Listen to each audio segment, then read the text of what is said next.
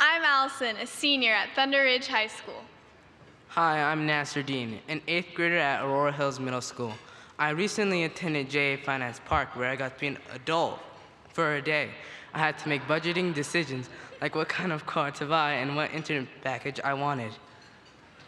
Financial decisions can be hard, but at least we have the internet as a resource. When most of these people in this room were our age, they had to look in encyclopedias for information. We certainly have come a long way, thanks in part to our next laureate. Let's take a look at the many accomplishments of Glenn Jones.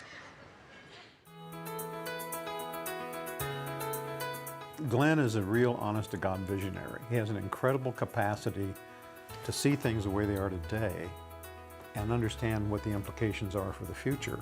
When you blow the dust off of history, it'll be very obvious that the art form of America is creative business.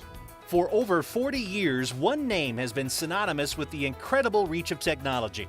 As a businessman, Glenn R. Jones seems to have a crystal ball, and this selfless leader's vision to fuse education with the internet is making keeping up with the Joneses a real possibility for millions of people worldwide. I grew up in western Pennsylvania and in a little steel mill coal mining region. Loved the Navy. I spent about 5 years in active duty and about 3 years in inactive, in the reserves. Became an underwater bomb disposal frogman, explosive ordnance disposal officer, and did that for quite a while. That was interesting work. After graduation from the University of Colorado School of Law, Glenn couldn't afford the trip back to Pennsylvania. So he decided he wanted to go in the cable business. He borrowed $400 on his Volkswagen and bought the cable system in Georgetown, Colorado. He funded his cable acquisitions with limited partnerships. Nobody ever did that before, and before he was done, he raised over $1 billion and created one of the 10 largest cable companies in the United States. He then sold that company and started a whole new business. His inspiration came from visiting the Vietnam Memorial. And was really impacted by that. Here are young people coming back and they've gone through pure hell. And he said, what could I do? And he said, I think I could develop an education system that would take care of these people and give them an opportunity to do what I did. Started out with Mind Extension University, and that was using cable television to distribute college programs. He called it democratization of education, and that'll be his legacy. Glenn then formed Jones International University, the first of its kind existing entirely in cyberspace. He sees education as the great equalizer. During this time, Glenn was also expanding into entertainment, forming Jones Media Networks, which develops programming for radio, television, and cable.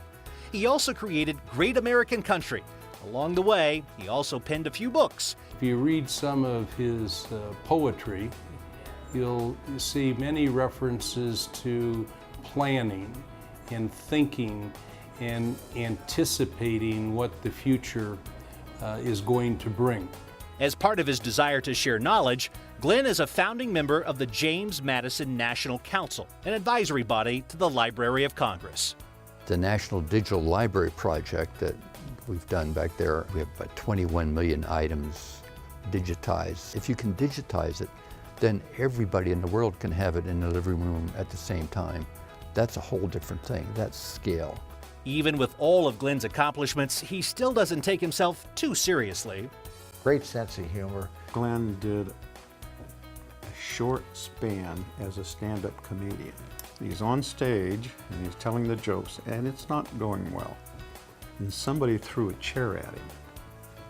So Glenn took the chair and sat in it, thinking that maybe it would give him sympathy. It didn't.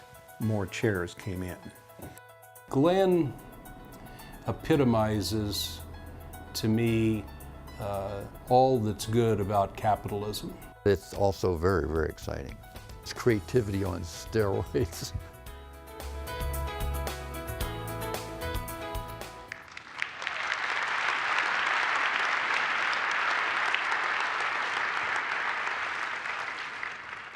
Please welcome Glenn Jones to the stage.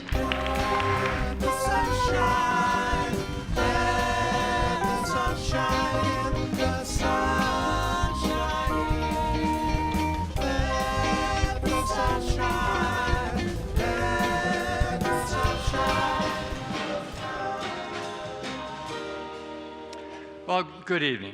And this spectacular evening is all about junior achievement and the warm, embracing support that it gets from the Denver Metro Area Chamber of Commerce. So I'd like to thank Robin Wise from JA,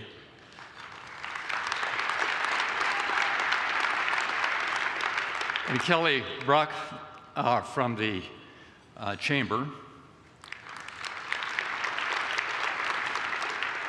and the members of the selection committee composed of past laureates for placing me in this elevated company of not only you, but of prior laureates and the laureates being inducted this evening, to which I give them my congratulations. You know, I would also like to thank Bob Malone and Dick Robinson, and I think Fred Vieira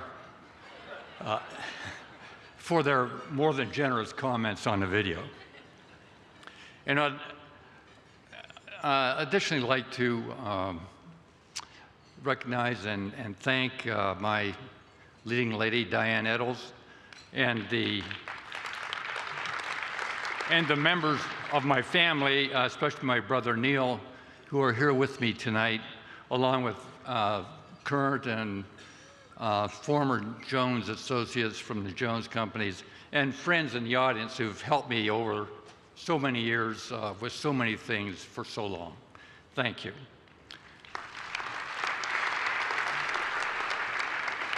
Now, for a moment, if with your permission, I'd like to talk directly to the young folks from JA. Now, you are right in embracing the free enterprise system and entrepreneurialism. Because even though the conversation gets convoluted and confusing sometimes along the dusty trail, never forget that business as it's practiced in America and entrepreneurs have fed more people, have clothed more people, have housed more people, have lifted more people out of poverty than any other economic or political system yet devised since the dim red dawn of human history.